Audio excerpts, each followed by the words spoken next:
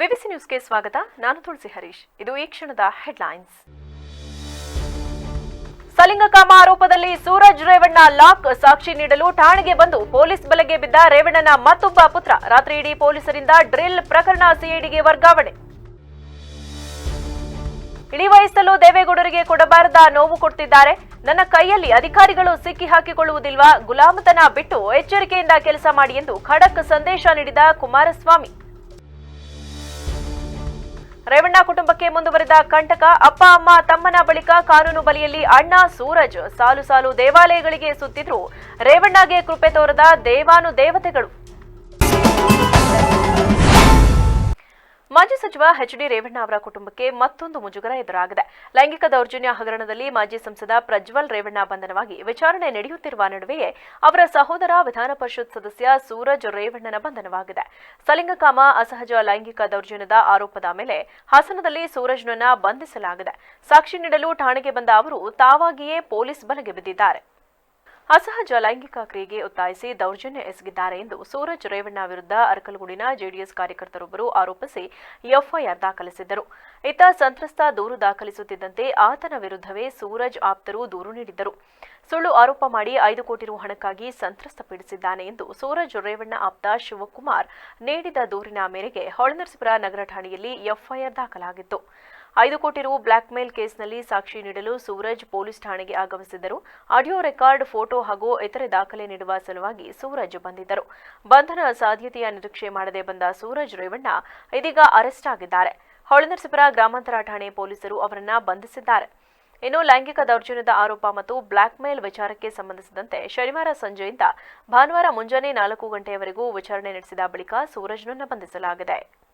ಸಲಿಂಗಕಾಮ, ಅಸಹಜ ಲೈಂಗಿಕ ದೌರ್ಜನ್ಯ ಪ್ರಕರಣದಲ್ಲಿ ಸಾಕ್ಷ್ಯ ನೀಡಲು ಪೊಲೀಸ್ ಠಾಣೆಗೆ ಹೋಗಿ ತಾವಾಗಿಯೇ ಎಂಎಲ್ಸಿ ಸೂರಜ್ ರೇವಣ್ಣ ಸಿಕ್ಕಿಬಿದ್ದಿದ್ದಾರೆ.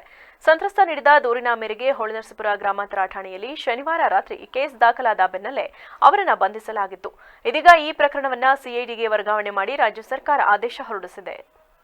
ಈ ಬಗ್ಗೆ ಕಾನೂನು ಸುವ್ಯವಸ್ಥೆ ಎಡಿಜಿಪಿ ಆರ್ ಇದೇಂದ್ರ ಅವರು ಆದೇಶ ಹೊರಡಿಸಿದ್ದು, ಹೊಳೆನರಸೀಪುರ ಗ್ರಾಮಾಂತರ ಠಾಣೆಯಲ್ಲಿ ದಾಖಲಾಗಿರುವ ಕ್ರೈಂ ನಂಬರ್ 92/2024 ಪ್ರಕರಣದ ತನಿಖೆಯನ್ನ ಸಿಐಡಿಗೆ ವರ್ಗಾವಣೆ ಮಾಡಲಾಗಿದ್ದು, ಈ ಕೂಡಲೇ ಮುಂದಿನ ತನಿಖೆಗಾಗಿ ಖುದ್ದು ಸಿಐಡಿ ಕಚೇರಿಗೆ ತೆರಳಿ ಕೇಸ್ ಫೈಲ್ ಅನ್ನು ಸಿಐಡಿ ಹಸ್ತಾಂತರ ಮಾಡುವಂತೆ ಹಾಸನ ಎಸ್ಪಿಗೆ ಸೂಚಿಸಿದ್ದಾರೆ.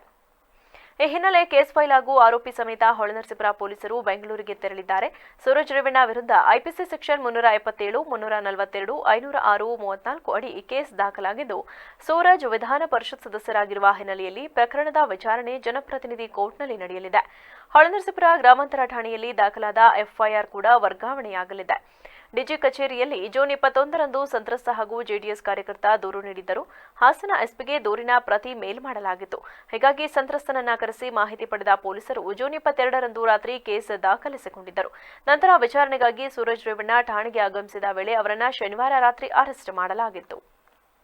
ಮಾಜಿ ಸಚಿವ ಎಚ್.ಡಿ. ರೇವಣ್ಣ ಕುಟುಂಬಕ್ಕೆ ಇದೀಗ ಮತ್ತೊಂದು ಸಂಕಷ್ಟ ಎದುರಾಗಿದೆ. ಮಾಜಿ ಸಂಸದ ಪ್ರಜ್ವಲ್ ರೇವಣ್ಣ ಬಳಿಕ ಸೂರಜ್ ರೇವಣ್ಣ ಮೇಲೂ ಗಂಭೀರ ಆರೋಪ ಕೇಳಿಬಂದಿದ್ದು, ಅಪ್ಪ ಅಮ್ಮ ತಮ್ಮನ ಬಳಿಕ ಇದೀಗ ಅಣ್ಣ ಸೂರಜ್ ರೇವಣ್ಣ ಸಹ ಸಲಿಂಗಕಾಮದ ಆರೋಪದಲ್ಲಿ ಪೊಲೀಸರ ಅತಿಥಿಯಾಗಿದ್ದಾರೆ.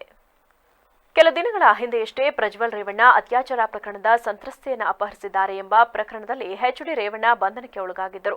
ಆ ಬಳಿಕ ಪ್ರಜ್ವಲ್ ರೇವಣ್ಣ ಅತ್ಯಾಚಾರ, ಲೈಂಗಿಕ ದೌರ್ಜನ್ಯ ಹಾಗೂ ಸಂತ್ರಸ್ತೆ ಅಪಹರಣ ಪ್ರಕರಣದಲ್ಲಿ ಬಂಧಿತರಾಗಿದ್ದರು. ಈ ಬೆನ್ನಲ್ಲೇ ಸಂತ್ರಸ್ತೆ ಅಪಹರಣ ಪ್ರಕರಣದಲ್ಲಿ ಭವಾನಿ ರೇವಣ್ಣ ಅವರಿಗೂ ಎಸ್ಐಟಿ ನೋಟಿಸ್ ಕೊಟ್ಟು ಬಂಧನಕ್ಕೆ ಮುಂದಾಗಿತ್ತು. ಅಷ್ಟರಲ್ಲಿ ಕೋರ್ಟ್ ನಿರೀಕ್ಷಣಾ ಜಾಮೀನು ನೀಡಿದೆ. ಈ ಎಲ್ಲಾ ಬೆಳವಣಿಗೆಗಳ ಮಧ್ಯೆ ಎಚ್.ಡಿ. ರೇವಣ್ಣ ಅವರ ಹಿರಿಯ ಪುತ್ರ ಸೂರಜ್ ರೇವಣ್ಣ ಅವರ ಬಂಧನವಾಗಿದೆ. ಸದ್ಯ ಪ್ರಜ್ವಲ್ ರೇವಣ್ಣ ಅಶ್ಲೀಲ ವಿಡಿಯೋ ಪ್ರಕರಣ ಹಾಗೂ ಲೈಂಗಿಕ ದೌರ್ಜನ್ಯ ಪ್ರಕರಣದಲ್ಲಿ ಜೈಲಿನಲ್ಲಿದ್ದಾರೆ. ಎಚ್.ಡಿ. ರೇವಣ್ಣ ಹಾಗೂ ಅವರ ಪತ್ನಿ ಭವಾನಿ ಮೈಸೂರಿನ ಕೆಆರ್ ನಗರದ ಮಹಿಳೆಯ ಅಪಹರಣ ಪ್ರಕರಣದಲ್ಲಿ ಜಾಮೀನಿನ ಮೇಲೆ ಇದ್ದಾರೆ. ಆದರೆ ಹಾಸನ ಮತ್ತು ಕೆಆರ್ ನಗರಕ್ಕೆ ತೆರಳದಂತೆ ಅವರಿಗೆ ನ್ಯಾಯಾಲಯ ನಿರ್ದೇಶನ ನೀಡಿದೆ. ಹೀಗಾಗಿ ಸದ್ಯ ರೇವಣ್ಣ ಅವರ ಹೊಳೆನರಸೀಪುರದಲ್ಲಿನ ನಿವಾಸ ಹಾಗೂ ಹಾಸನದಲ್ಲಿನ ಕ್ವಾರ್ಟರ್ಸ್ನಲ್ಲಿ ಸಿಬ್ಬಂದಿ ಮಾತ್ರ ಇದ್ದಾರೆ. ನ್ಯಾಯಾಲಯದ ನಿರ್ಬಂಧದ ಕಾರಣ ಊರಿಗೆ ತೆರಳಲಾಗದೆ ಇರುವ ರೇವಣ್ಣ ಹಾಗೂ ಭವಾನಿ ಬೆಂಗಳೂರಿನ ನಿವಾಸದಲ್ಲಿದ್ದಾರೆ. ಮಾಜಿ ಸಂಸದ ಪ್ರಜ್ವಲ್ ಪರಪ್ಪನ ಅಗ್ರಹಾರದಲ್ಲಿದ್ದರೆ, ಸೂರಜ್ ಸಹ ಇದೀಗ ಕಾನೂನಿನ ಕುಣಿಕೆಗೆ ಸಿಲುಕಿಕೊಂಡಿದ್ದು, ರೇವಣ್ಣ ಕುಟುಂಬಕ್ಕೆ ಒಂದರ ಮೇಲೊಂದು ಸಂಕಷ್ಟ ಎದುರಾಗುತ್ತಲೇ ಇದ್ದು, ಜೈಲಿನಿಂದ ಹೊರಬಂದ ದಿನದಿಂದ ನಿತ್ಯ ಬೇರೆಲ್ಲ ಕೆಲಸ ಬಿಟ್ಟು ರೇವಣ್ಣ ಟೆಂಪಲ್ ರನ್ ನಡೆಸುತ್ತಿದ್ದರೂ ದೇವರು ರೇವಣ್ಣ ಅವರ ಕುಟುಂಬದ ನೆರವಿಗೆ ಬರುತ್ತಿಲ್ಲ.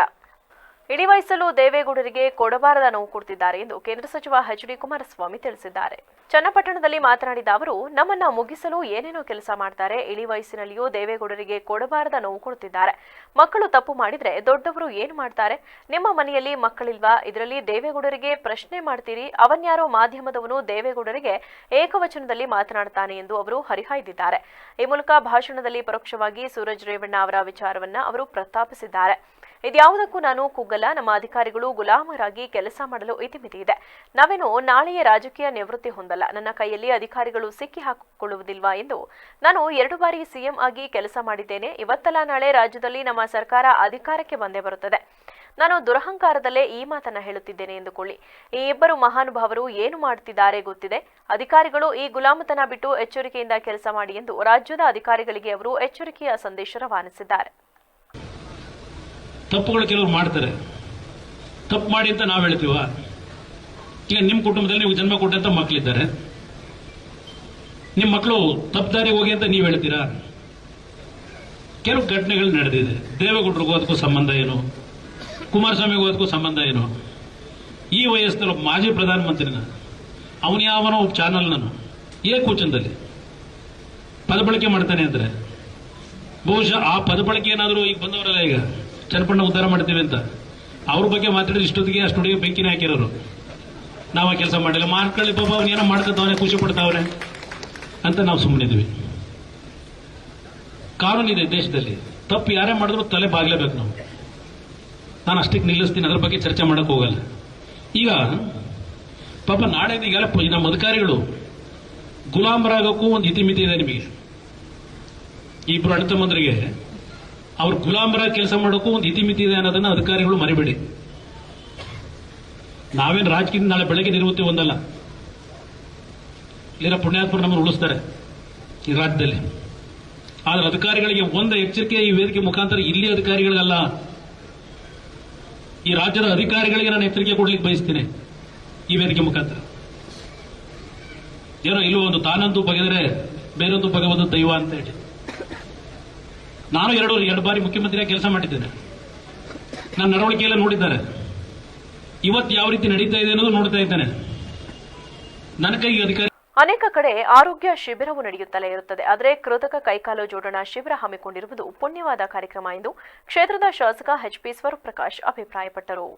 ನಗರದ ಕೆಆರ್ಪುರಂ ಬಳಿ ಇರುವ ಸಂಜೀವಿನಿ ಸಹಕಾರಿ ಆವರಣದಲ್ಲಿ ಮೈಕ್ರೋ ಲ್ಯಾಬ್ಸ್ ಪ್ರಾಯೋಜಕತ್ವದಲ್ಲಿ rotary club Hassan, Hoysala, rotary club Hassan, tiger, Sanjeevini ಸಹಕಾರಿ ಆಸ್ಪತ್ರೆ ಹಾಗೂ ವೈದ್ಯಕೀಯ ಶಿಕ್ಷಣ ಮತ್ತು ಸಂಶೋಧನಾ ಸಂಸ್ಥೆ, ಶ್ರೀ ಭಗವಾನ್ ಮಹಾವೀರ್ ವಿಕಲಾಂಗ್ ಸಹಾಯಕ ಸಮಿತಿ, Jaipur Sahara group of industries, ಇನ್ವಿಲ್ club of Hassan, gold youth hand foundation, Kannada ರಕ್ಷಣಾ ವೇದಿಕೆ, ಭಾರತ್ ಸೇವಾದಳ ಇವರ ಸಂಯುಕ್ತಾಶ್ರಯದಲ್ಲಿ ಜೂನ್ 23ರಿಂದ 24ರವರೆಗೂ 3 ದಿನಗಳ ಕಾಲ ಉಚಿತ ಕೃತಕ ಕಾಲು ಜೋಡಣಾ ಶಿಬಿರವನ್ನು ಜ್ಯೋತಿ ಬೆಳಗುವುದರ ಮೂಲಕ ಉದ್ಘಾಟಿಸಿ ಮಾತನಾಡಿದ ಅವರು, ಆರೋಗ್ಯ ತಪಾಸಣೆ ಶಿಬಿರಗಳು ಆಗಾಗ್ಗೆ ಅಲ್ಲಲ್ಲಿ ನಡೆಯುತ್ತಿರುತ್ತದೆ. ಆದರೆ ಕೃತಕ ಕಾಲು ಜೋಡಣೆ ಮಾಡುವ ಶಿಬಿರ ಎಂದರೆ ಪುಣ್ಯವಾದ ಕಾರ್ಯಕ್ರಮ. 2023ರಲ್ಲೂ ಕೂಡ ರೋಟರಿ ಕ್ಲಬ್ ಹಾಸನ, ಹೊಯ್ಸಳ ಮಾಡಿದ ಕಾರ್ಯಕ್ರಮದಲ್ಲೂ ಕೂಡ ನಾನು ಭಾಗವಹಿಸಿದ್ದು 3 ದಿನ ಈ ಶಿಬಿರದಲ್ಲಿ ಮೊದಲ ದಿನವೇ 170 ಜನರು ಬಂದಿದ್ದು, ಇನ್ನು 2 ದಿನಗಳ ಕಾಲ ಈ ಶಿಬಿರ ನಡೆಯಲಿದ್ದು 3 ದಿನದಲ್ಲಿ 350ಕ್ಕೂ ಹೆಚ್ಚು ಜನ ಫಲಾನುಭವಿಗಳು ಇದರ ಅನುಕೂಲ ಪಡೆದುಕೊಳ್ಳಲಿದ್ದಾರೆ ಎಂದರು. ಏನು ಕೃತಕ ಕೈಕಾಲು ಜೋಡಣೆ ಒಂದು ಪುಣ್ಯವಾದ ಕಾರ್ಯಕ್ರಮ ಅಂತ ನಾನು ಭಾವಿಸ್ತೀನಿ.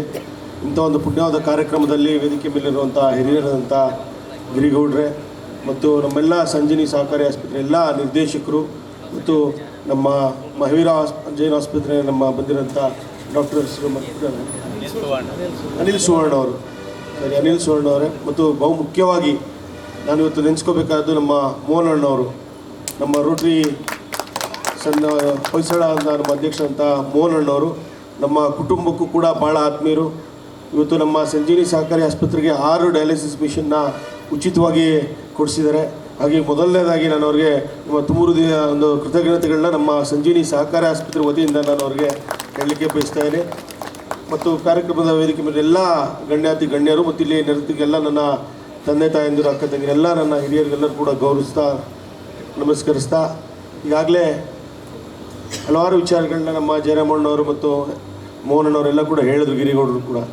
ಇದೊಂದು ಪುಣ್ಯವಾದ ಕಾರ್ಯಕ್ರಮ ಅಂತ ನಾನು ಭಾವಿಸ್ತೀನಿ. ಯಾಕೆಂದರೆ ಏನು ಹೆಲ್ತ್ ಕ್ಯಾಂಪ್ನ ಮಾಡೋಂಥದ್ದು ಭಾಳಷ್ಟು ಹೆಲ್ತ್ ಕ್ಯಾಂಪ್ಗಳನ್ನ ಮಾಡ್ತಾ ಇರ್ತಾರೆ. ಆದರೆ ಒಂದು ಕೃತಕ ಕೈಕಾಲು ಜೋಡಣೆ ಅಂತ ಮಾಡೋದಂತೂ ಪುಣ್ಯವಾದ ಕಾರ್ಯಕ್ರಮ. ಇವತ್ತು ಕಾರ್ಯಕ್ರಮದಲ್ಲಿ ಸಂಜೀವಿನಿ ಸಹಕಾರಿ ಆಸ್ಪತ್ರೆ ಹಾಗೂ ವೈದ್ಯಕೀಯ ಶಿಕ್ಷಣ ಮತ್ತು ಸಂಶೋಧನಾ ಸಂಸ್ಥೆ ಉಪಾಧ್ಯಕ್ಷ ಎಚ್ಆರ್ ಸುರೇಶ್, ಮಾಜಿ ಅಧ್ಯಕ್ಷ ಎಚ್ಜೆ ಗಣೇಶ್, ಕಾರ್ಯಾಧ್ಯಕ್ಷ D Arun Kumar, B G Shridhar, B N Jayaram, ಮಾಜಿ ಅಧ್ಯಕ್ಷ Girigowda, G S Vimala, rotary club Hassan, ಹೊಯ್ಸಳದ ಮೋಹನ್, ಅನಿಲ್ ಸುರಾನ, ಐಎಂಎ ಅಧ್ಯಕ್ಷ ವೆಂಕಟೇಶ್, ಶಿವಕುಮಾರ್, ಜಿಒ ಮಹಂತಪ್ಪ ಇನ್ನಿತರರಿದ್ದರು.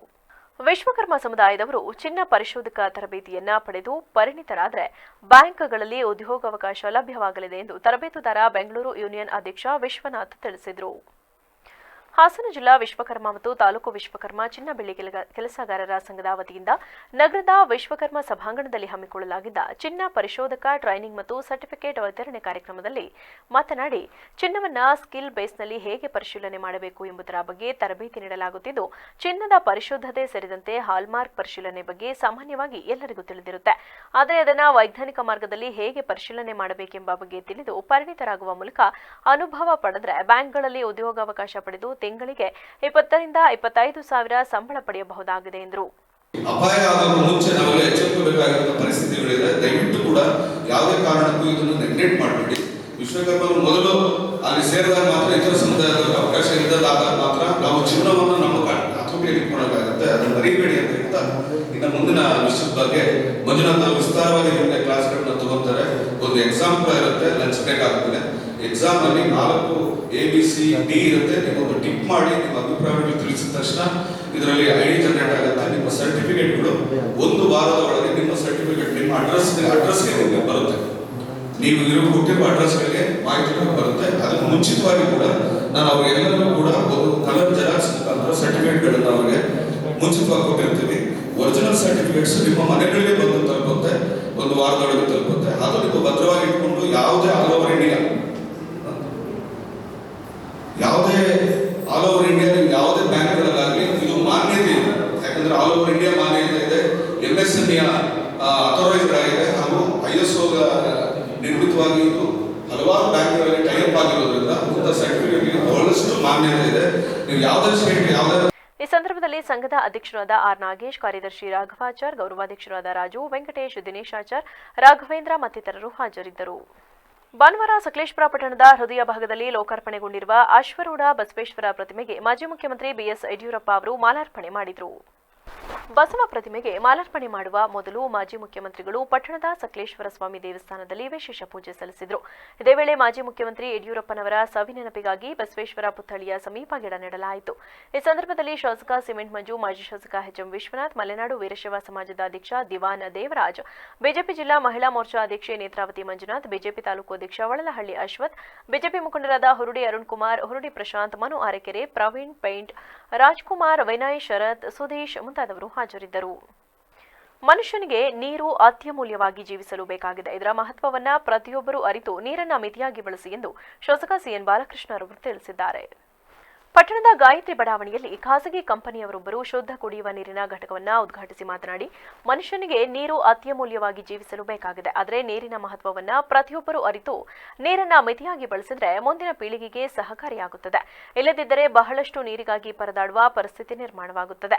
ಆ ನಿಟ್ಟಿನಲ್ಲಿ ಪ್ರತಿಯೊಬ್ಬ ಸಾರ್ವಜನಿಕರು ಕೂಡ ಶುದ್ಧ ನೀರನ್ನು ಮಿತವಾಗಿ ಮತ್ತು ಹಿತವಾಗಿ ಬಳಕೆ ಮಾಡುವುದು ಸೂಕ್ತವಾಗಿದೆ. ಕೆಲವು ರೋಗ ರುಜಿನಗಳು ಅಶುದ್ಧ ನೀರಿನಿಂದ ಬರುವ ಸಾಧ್ಯತೆಯೂ ಕೂಡ ದಿನ ಹೆಚ್ಚಾಗುತ್ತಿದೆ. ಆದ್ದರಿಂದ ಶುದ್ಧ ನೀರನ್ನು ಸೇವನೆ ಮಾಡುವುದು ಸೂಕ್ತವಾಗಿದೆ. ಈಗಾಗಲೇ ಭೂಮಿಯ ಅಂತರ್ಜಲ ಮಟ್ಟ ದಿನೇ ದಿನೇ ಕುಸಿತ ಉಂಟಾಗಿದ್ದು, ಇದರಿಂದ ವಾತಾವರಣದ ತಾಪಮಾನವೂ ಕೂಡ ಹೆಚ್ಚಾಗುತ್ತಿದೆ. ಇದನ್ನೆಲ್ಲ ಗಮನದಲ್ಲಿಟ್ಟುಕೊಂಡು ಅಂತರ್ಜಲ ಮಟ್ಟವನ್ನು ಕೂಡ ಕಾಯ್ದಿಟ್ಟುಕೊಳ್ಳುವ ಕೆಲಸವನ್ನ ಪ್ರತಿಯೊಬ್ಬರು ಮಾಡಬೇಕು ಎಂದರು. 7 ಮತ್ತು 8ನೇ ವಾರ್ಡ್ನ ವ್ಯಾಪ್ತಿಯಲ್ಲಿ ಶ್ರೀಯುತ ಮಂಜೂರವರು ಇದು ಶುದ್ಧ ನೀರು ಘಟಕವನ್ನು ಒಂದು ಪ್ರೈವೇಟ್ ಆಗಿ ಒಂದು ಪ್ರಾರಂಭ ಮಾಡಿದ್ದಾರೆ. ಫ್ಲೋರ್ ಮಿಲ್ಸ್ ಒಂದು ಉದ್ಯಮವನ್ನು ಪ್ರಾರಂಭ ಮಾಡಿದ್ದಾರೆ.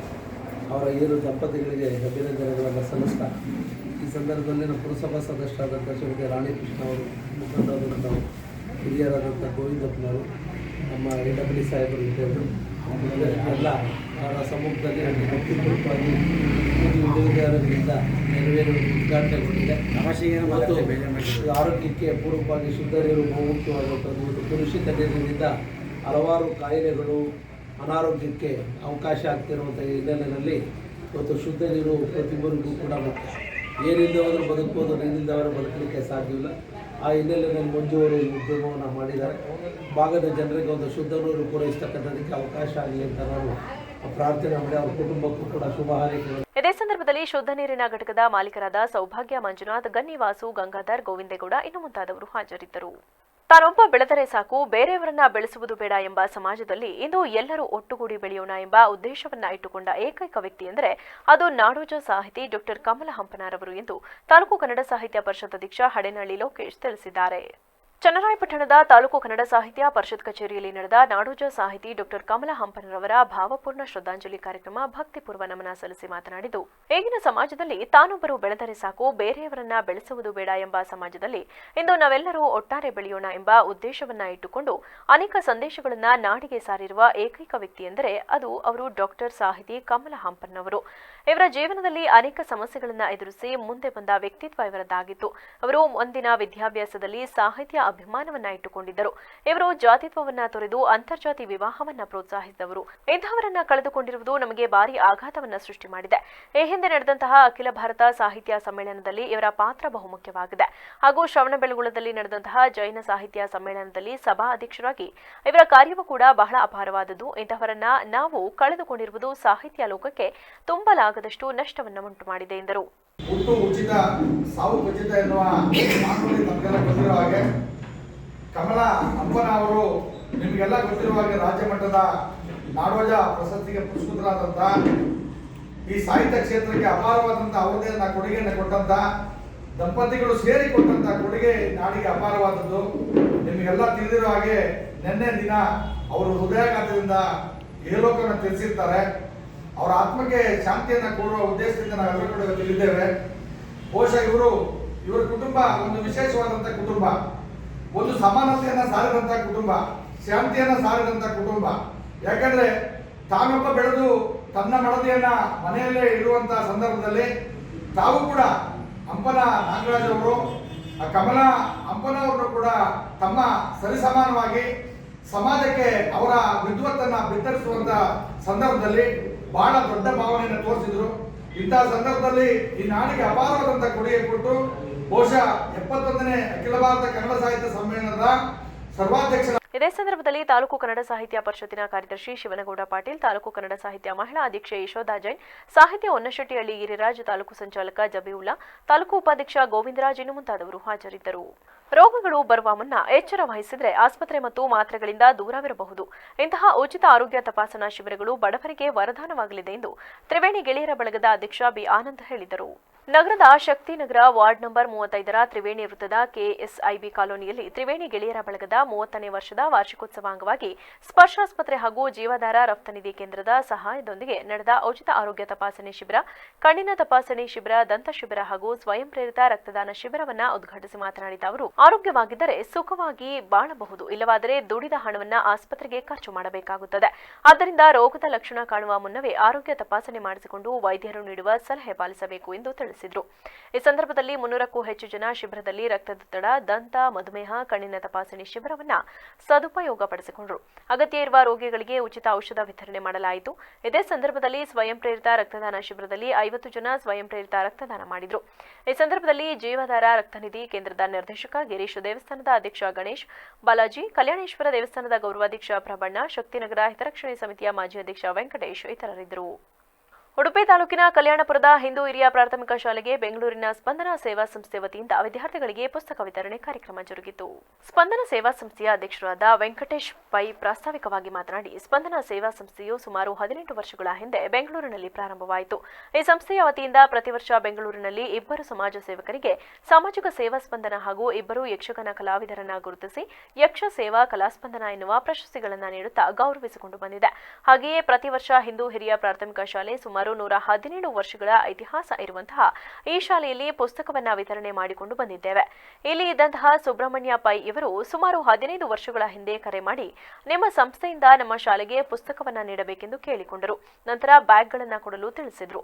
ಅದೇ ವರ್ಷ 3 ಶಾಲೆಗಳಿಗೆ ಬ್ಯಾಗ್ಗಳನ್ನು ವಿತರಣೆ ಮಾಡುವ ಮೂಲಕ ಈ ಶಾಲೆಗೆ ಪುಸ್ತಕವನ್ನ ನೀಡುವ ಚಾಲನೆಯನ್ನ ನೀಡಿ ಪ್ರತಿ ವರ್ಷ ಈ ಶಾಲೆಗೆ ಪುಸ್ತಕವನ್ನ ನೀಡುತ್ತಿದ್ದೇವೆ ಎಂದರು. ನಮಸ್ಕಾರ. ಸ್ಪಂದನ ಸೇವಾ ಸಂಸ್ಥೆ ಸುಮಾರು 18 ವರ್ಷಗಳ ಹಿಂದೆ ಬೆಂಗಳೂರಿನಲ್ಲಿ ಪ್ರಾರಂಭವಾಯಿತು. ಸ್ಪಂದನ ಸೇವಾ ಸಂಸ್ಥೆ ವತಿಯಿಂದ ಪ್ರತಿ ವರ್ಷ ಬೆಂಗಳೂರಿನಲ್ಲಿ ಆಸಕ್ತ ಯಕ್ಷಗಾನ ಕಲಾವಿದರನ್ನು 2 ಗುರುತಿಸಿ ಹಾಗೂ ಸಮಾಜ ಸೇವೆ ಮಾಡ್ತಿರುವಂಥ ಪ್ರಾಮಾಣಿಕವಾಗಿ ಸಮಾಜ ಸೇವೆ ಮಾಡ್ತಿರುವಂಥ ಇಬ್ಬರನ್ನ ಗುರುತಿಸಿ ಸಾಮಾಜಿಕ ಸೇವಾ ಸ್ಪಂದನ ಮತ್ತು ಯಕ್ಷ ಸೇವಾ ಸ್ಪಂದನ ಅಂತೇಳಿ 2 ಪ್ರಶಸ್ತಿಗಳನ್ನು ಕೊಟ್ಟು ಗೌರವಿಸ್ಕೊಂಡು ಬಂದಿದ್ದೀವಿ. ಹಾಗೆಯೇ ಪ್ರತಿ ವರ್ಷ ಇಂಡು ಹಿರಿಯ ಪ್ರಾಥಮಿಕ ಶಾಲೆ, ಇದೇ ಶಾಲೆ ಸುಮಾರು 117 ವರ್ಷಗಳ ಇತಿಹಾಸ ಇರುವಂಥ ಈ ಶಾಲೆಯಲ್ಲಿ ಪುಸ್ತಕಗಳನ್ನು ವಿತರಣೆ ಮಾಡ್ಕೊಂಡು ಬಂದಿದ್ದೀವಿ. ಇಲ್ಲಿ ಇದ್ದಂಥ ಸುಬ್ಬಣ್ಣ ಪೈ ಅವರು ಸುಮಾರು 15 ವರ್ಷಗಳ ಹಿಂದೆ ಫೋನ್ ಮಾಡಿ ನಿಮ್ಮ ಸಂಸ್ಥೆಯಿಂದ ನಮ್ಮ ಶಾಲೆಗೆ ಒಂದು ಪುಸ್ತಕವನ್ನು ಕೊಡಬೇಕು ಅಂದರು. ಆಮೇಲೆ ಹೇಳಿದ್ರು ಪುಸ್ತಕ ಬೇಡ, ಬ್ಯಾಗ್ಗಳನ್ನು ಕೊಡಿ ಅಂತ ಹೇಳಿದ್ರು. ಪುಸ್ತಕ ಆ ಟೈಮಲ್ಲಿ ಯಾರೋ ಕೊಟ್ಟಿದ್ರು.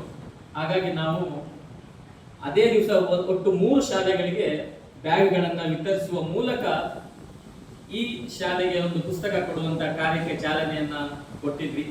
ಸುಮಾರು 15 ವರ್ಷಗಳಿಂದ ಈ ಶಾಲೆಗೆ ನಿರಂತರವಾಗಿ ಪುಸ್ತಕಗಳನ್ನು ಕೊಡ್ಕೊಂಡು ಬರ್ತಾ ಇದ್ದೀವಿ. ಹಾಗೆಯೇ ಅನೇಕ ಸಾಮಾಜಿಕ ಸೇವೆಗಳಲ್ಲಿ ಸ್ಪಂದನ. ಈ ಸಂದರ್ಭದಲ್ಲಿ ಮುಖ್ಯ ಅತಿಥಿಗಳಾಗಿ ಜಿಲ್ಲಾ ಶಸ್ತ್ರಚಿಕಿತ್ಸಕರಾದ ಡಾಕ್ಟರ್ ಅಶೋಕ್, ಪತ್ರಕರ್ತರಾದ ಜನಾರ್ದನ ಕುಡುವರು, ಕರ್ನಾಟಕ ರಾಜ್ಯ ಕಾರ್ಯನಿರತ ಪತ್ರಕರ್ತರ ಸಂಘದ ಅಧ್ಯಕ್ಷರಾದ ರಾಜೇಶ್ ಶೆಟ್ಟಿ, ಶಾಲೆಯ ಮುಖ್ಯೋಪಾಧ್ಯಾಯರಾದ ಸಂತೋಷ್, ಮಣಿಪಾಲ್ ಕಾಲೇಜ್ ಆಫ್ ನರ್ಸಿಂಗ್ನ ಸಹಾಯಕ ಪ್ರಾಧ್ಯಾಪಕರಾದ ಡಾಕ್ಟರ್ ಮರಿಯಾ ವಾಯಸ್, ಸ್ಪಂದನ ಸೇವಾ ಸಂಸ್ಥೆಯ ಖಜಾಂಚಿ ಶ್ರೀಮತಿ ರಜನಿ ವಿ ಪೈ, ಶಾಲೆಯ ಆಡಳಿತ ಮಂಡಳಿಯ ಪ್ರಕಾಶ್ ಶೆಟ್ಟಿ, ಡಾಕ್ಟರ್ ಶೇಷಪ್ಪ ರಾಯ್ ಉಪಸ್ಥಿತರಿದ್ದರು. ಕೊಪ್ಪಳ ಜಿಲ್ಲಾ ಸಹಕಾರಿ ಯೂನಿಯನ್ ನೂತನ ನಿರ್ದೇಶಕರಾಗಿ ಆಯ್ಕೆಯಾದ ಶಂಭುಲಿಂಗಪ್ಪ ಜೋಳದ ಹಾಗೂ ಮಾರುತಿ ಗಾವರಾಳ ಅವರಿಗೆ ಹಿತೈಷಿಗಳಿಂದ ಹಾಗೂ ಸಹಕಾರಿಗಳಿಂದ ಶುಭಾಶಯ ವಿನಿಮಯ ಇಂದು ಕುಕನೂರಿನಲ್ಲಿ ನಡೆಯಿತು. ಆರ್ಡಿಸಿಸಿ ಬ್ಯಾಂಕ್ ನಿರ್ದೇಶಕ ಬಸವರಾಜ್ ಗೌರ ಮಾತನಾಡಿ, ಸಹಕಾರಿ ತತ್ವದ ವಿಕಾಸಕ್ಕಾಗಿ ಸರ್ಕಾರಿ ನಿಯಮ ಅನುಸಾರವಾಗಿ ಆಯ್ಕೆಯಾಗಿದ್ದಾರೆ. ಇವರಿಗೆ ನಮ್ಮ ಶುಭಾಶಯಗಳು. ಸಹಕಾರಿ ಕ್ಷೇತ್ರದ ಸದಸ್ಯರು ಬರುವ ದಿನಗಳಲ್ಲಿ ಹೆಚ್ಚಿನ ರೀತಿಯಲ್ಲಿ ಪ್ರಗತಿ ಸಾಧಿಸುತ್ತಾ ಇವರ ಕಾರ್ಯ ಅತಿ ಮುಖ್ಯವಾಗಿದೆ. ಸಹಕಾರಿಗಳಿಂದ ಸಹಕಾರಿಗೋಸ್ಕರ ಸಹಕಾರಿ ಧುರೀಣರು ಶ್ರಮಿಸಬೇಕಿದೆ. ಪ್ರಸ್ತುತ ಸಹಕಾರಿ ಯೂನಿಯನ್ ಸದಸ್ಯರು ಪಕ್ಷಭೇದ ಮರೆತು ರೈತರ ಪರವಾಗಿ ಕೆಲಸ ಮಾಡಲಿ ಎಂದು ಹಾರೈಸಿದರು. ಸಹಕಾರಿಗಳಿಗೆ ನಾನು ಹೃದಯಪೂರ್ವಕ ಅಭಿನಂದನೆಗಳನ್ನು ಸಲ್ಲಿಸಲಿಕ್ಕೆ ಇಚ್ಛಪಡ್ತೀನಿ. ನಮ್ಮಲ್ಲಿರ್ತಕ್ಕಂಥ ಪ್ಯಾಕ್ಸ್ ಮುಖಾಂತರ ಮಾನ್ಯ ಶಂಭು ಜೋಳದವರನ್ನು ಅವಿರೋಧವಾಗಿ ನಮ್ಮ ತಾಲೂಕಿನಿಂದ ಆಯ್ಕೆ ಮಾಡಿದ್ದಕ್ಕೆ ಎಲ್ಲ ಪ್ಯಾಕ್ಸಿನ ಅಧ್ಯಕ್ಷರು, ಸರ್ವ ಸದಸ್ಯರು ಹಾಗೂ ಸೆಕ್ರೆಟರಿಗಳಿಗೆ ಅಭಿನಂದನೆ ಸಲ್ಲಿಸ್ತೀನಿ. ಅದೇ ರೀತಿಯಾಗಿ TAPCMS ಇಂದ ಶ್ರೀ ಮಾರುತಿ ಗಾವರಾಳ ಅವರನ್ನು ನಿರ್ದೇಶಕರಾಗಿ ಸಹಕಾರಿ ಯೂನಿಯನ್ಗೆ ನಿರ್ದೇಶಕರಾಗಿ ಆಯ್ಕೆ ಮಾಡಿ ಕಳಿಸಿದ್ದಕ್ಕಾಗಿ ಅವರಿಗೂ ಹೃದಯಪೂರ್ವಕ ಧನ್ಯವಾದಗಳನ್ನು ಅರ್ಪಿಸಿ, ಈ ಒಂದು ಸಹಕಾರಿ ತತ್ವದಲ್ಲಿ ನಾವೆಲ್ಲರೂ ಸಹಕಾರದೊಂದಿಗೆ ಒಂದು ಯಲಬುರ್ಗಾ ತಾಲೂಕಿಗೆ ಆದಂಥ ಒಂದು ಇರ್ತಕ್ಕಂಥ ಒಂದು ಭದ್ರ ಬುನಾದಿಯನ್ನು ಇನ್ನಷ್ಟು ಬಲಗೊಳಿಸಲಿಕ್ಕೆ ನಾವೆಲ್ಲರೂ ಸೇರಿ ಶ್ರಮಿಸೋಣ. ಅದೇ ರೀತಿಯಾಗಿ ಸಹಕಾರದೊಂದಿಗೆ ಸಹಕಾರಕ್ಕೆ ಎಲ್ಲರೂ ಒಕ್ಕಟ್ಟಾಗಿ ಶ್ರಮಿಸಿ ಇನ್ನೂ ಹೆಚ್ಚಿನ ಮಟ್ಟದಲ್ಲಿ ಸಹಕಾರಿ ಕ್ಷೇತ್ರವನ್ನು ಬಲಪಡಿಸೋಣ. ಇದು ಎಷ್ಟು ವರ್ಷದ ಅವಧಿ ಸರ್? ಇದು 5 ವರ್ಷದ ಅವಧಿ. 5 ವರ್ಷ. ಈಗ ಯಲಬುರ್ಗಾ ಕ್ಷೇತ್ರದಿಂದ ಇವರಿಬ್ಬರಿಗೆ. ಈ ವೇಳೆ ಸಹಕಾರಿ ಯೂನಿಯನ್ ಸದಸ್ಯರಾದ ಶಂಭು ಜೋಳದ, ಮಾರುತಿ ಗಾವರಾಳ, ಬಸನಗೌಡ ತೊಂಡಿಹಾಳ, ಮಲ್ಲನಗೌಡ ಕೋನನಗೌಡರು ಸೇರಿದಂತೆ ಹಲವಾರು ಗಣ್ಯರು ಉಪಸ್ಥಿತರಿದ್ದರು. ಇದೀಗ ಸಂಕ್ಷಿಪ್ತ ಸುದ್ದಿಗಳು.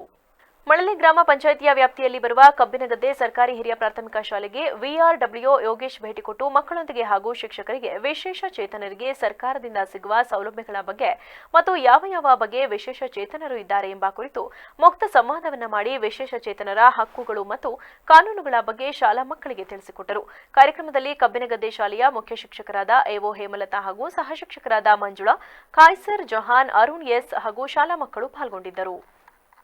ಕೊನೆಯಲ್ಲಿ ಮತ್ತೊಮ್ಮೆ headlines.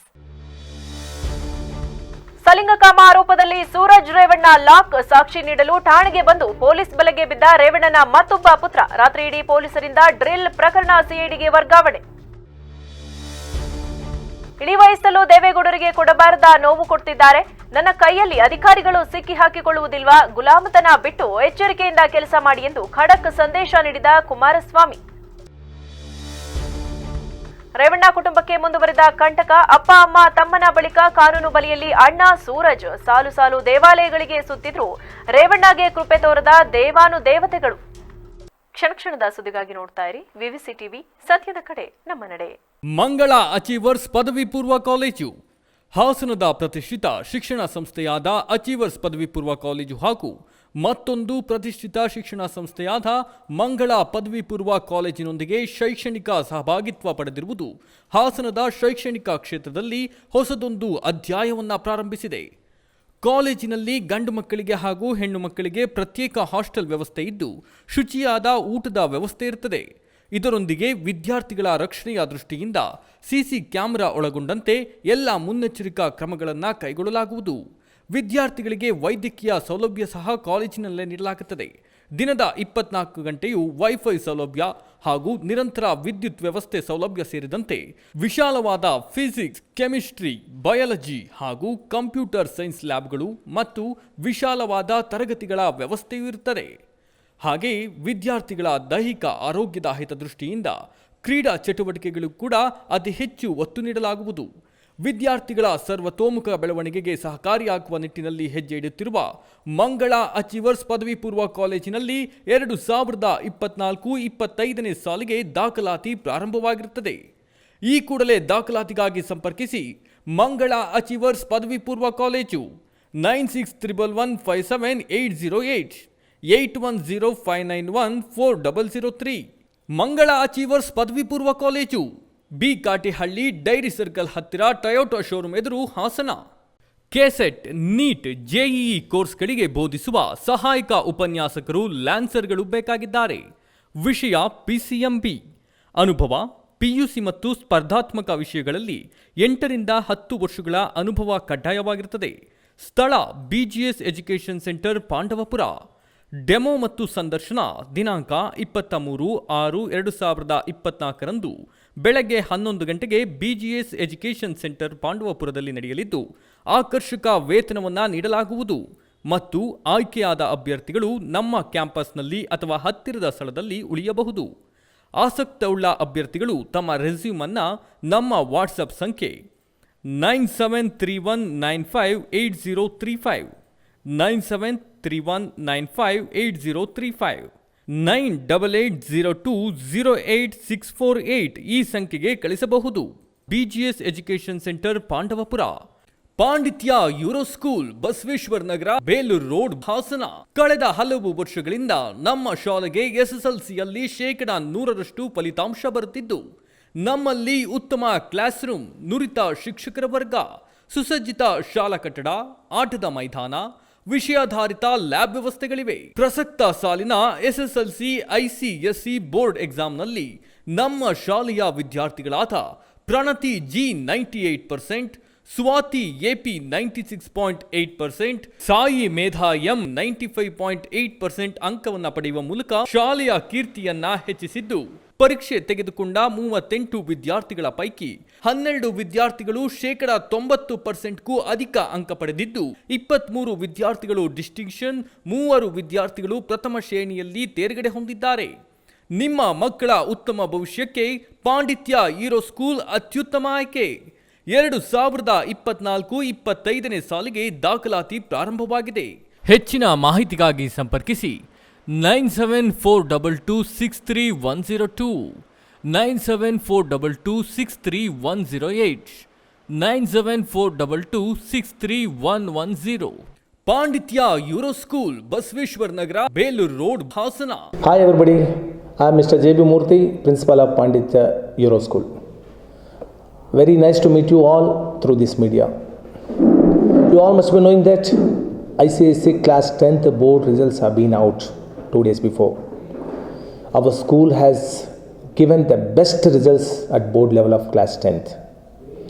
Our school has produced 1390% and above students, 23 students with 80% and above. Only 3 students they scored first classes. Yeah, my school students have outshined at board levels. 98% was the highest percentage. 96.8% was the second topper, and 95.8 was the third topper. Including practice sessions continuously we have taken up, and we brought teachers, the excellent teaching fraternity from outside, and winter classes were conducted. And beyond 5:30 p.m. till 6:30 we have given the special coaching, the extended coaching and the remedial coaching for weaker sessions. A lot of hard work service given by the teachers, which has resulted into getting an excellent results at board levels. We are proud to say our teachers are doing the extraordinary job. My students are tuning to that interest, coming out with a colorful percentages at board levels. They are outshining at board level results. ನನ್ನ ಹೆಸರು ಗಿರೀಶ್ ಅಂತ, ನಾನು SBIನಲ್ಲಿ ಕೆಲಸ ಮಾಡೋದು. ನನ್ನ ಮಗಳು ಪ್ರಣತಿ G ಈ ವರ್ಷ ICSE 10th 98% ತಗೊಂಡು ಪಾಂಡಿತ್ಯ ಯೂರೋ ಸ್ಕೂಲ್ ಟಾಪರ್ ಆಗಿದ್ದಾಳೆ. ಇದ್ರ ಬಗ್ಗೆ ನಮಗೆ ತುಂಬ ಹೆಮ್ಮೆ ಅನಿಸುತ್ತೆ. ಮತ್ತು ಸ್ಕೂಲ್ನವರು ಹಾಗೂ ನಾವು ಎಲ್ಲರೂ ಅವಳು ಒಳ್ಳೆ ಪರ್ಸೆಂಟೇಜ್ ತಗೊಳ್ತಾಳೆ ಅಂತ ಎಕ್ಸ್ಪೆಕ್ಟ್ ಮಾಡಿದ್ವಿ. ಆಲ್ಮೋಸ್ಟ್ ನಾವು ನಮ್ಮ ನಿರೀಕ್ಷೆಯಂತೆಯೇ ಅವಳು ಸ್ಕೋರ್ ಮಾಡಿದ್ದಾಳೆ. ನನ್ನ ಹೆಸರು ಶೈಲಶ್ರೀ ಅಂತ, ನಾನು ಪ್ರೌಢಶಾಲಾ ಶಿಕ್ಷಕಿಯಾಗಿ ಕೆಲಸ ಮಾಡ್ತಾಯಿದ್ದೀನಿ. ನಾನು ಪ್ರಣತಿ ಜಿ ಅವರ ತಾಯಿ. ಅವಳು ಈ ವರ್ಷ 2023-24 ಸಾಲಿನಲ್ಲಿ ಯೂರೋ ಸ್ಕೂಲಲ್ಲಿ ಟಾಪರ್ ಆಗಿದ್ದಾಳೆ. ಅದು ತುಂಬ ಹೆಮ್ಮೆಯ ವಿಷಯ ಹಾಗೂ ತುಂಬ ಸಂತೋಷ ಕೊಟ್ಟಿದೆ ನಮಗೆಲ್ಲರಿಗೂ. I am Pranati G. I scored 98 in this academic year and topped Panditya Euro School. I am deeply honored to stand before you to speak a few words and share my experience about topping Panditya Euro School for this academic year. I would express my sincere and heartfelt gratitude to the school management, academic director, principal, teachers and all my friends. Special thanks to my parents and grandparents who all constantly encouraged me and guided me to score this one. ನಮಸ್ತೆ, ನಾನು ಮಂಜುನಾಥ್, ಸಾಯಿ ಮೇಧಾ ಅವರ father. ನನ್ನ ಮಗಳು ಪಾಂಡಿತ್ಯ euro ಸ್ಕೂಲಲ್ಲಿ LKGಯಿಂದ ಓದ್ತಾ ಇದ್ದಾಳೆ. ಮುಂಚೆಯಿಂದನೇ ಚೆನ್ನಾಗಿ ಸ್ಕೋರ್ ಮಾಡ್ತಾಯಿದ್ದಾಳೆ. ಟೀಚರ್ಸ್ ಎಲ್ಲ ಕೋಚಿಂಗ್ ತುಂಬ ಚೆನ್ನಾಗಿದೆ. ಇಲ್ಲಿ ತುಂಬ ಒಳ್ಳೆ ಕೋಆಪ್ರೇಟ್ ಮಾಡ್ತಾರೆ ಟೀಚರ್ಸ್. ನಮಸ್ತೆ, ನಾನು ಗೀತಾ ಅಂತ, ನಾನು ಹೌಸ್ ವೈಫ್ ಆಗಿದ್ದೀನಿ. ನನ್ನ ಮಗಳು ಸಾಯಿ ಮೇಧಾ, ಅವಳು 95.8 ತೆಗೆದಿದ್ದಾಳೆ 10th. ನನಗೇನು ಅನ್ಸೋದು ಅಂತಂದರೆ, ಓದ್ಬೋದು ಎಲ್ಲ ಮಕ್ಕಳು, ಅಂದರೆ ಸಪೋರ್ಟ್ ಇರಬೇಕು, ಅವ್ರಿಗೆ ಕೋಆಪರೇಷನ್ ಇರಬೇಕು. ಅದು ಈ ಸ್ಕೂಲಲ್ಲಿ ತುಂಬ ಚೆನ್ನಾಗಿ ಸಿಕ್ಕಿದೆ. I am Sai Medha M and I scored 95.8% in this academic year. Firstly, I would like to thank the principal, the coordinator and the school teachers, because without them I wouldn't have stood here. It wouldn't be possible because they constantly supported us and encouraged us to excel more and more in each and every exam. And secondly, I would like to thank my parents who also continuously supported me and encouraged me. ಪಾಂಡಿತ್ಯ euro school, Basaveshwara Nagar, Belur road, Hassan.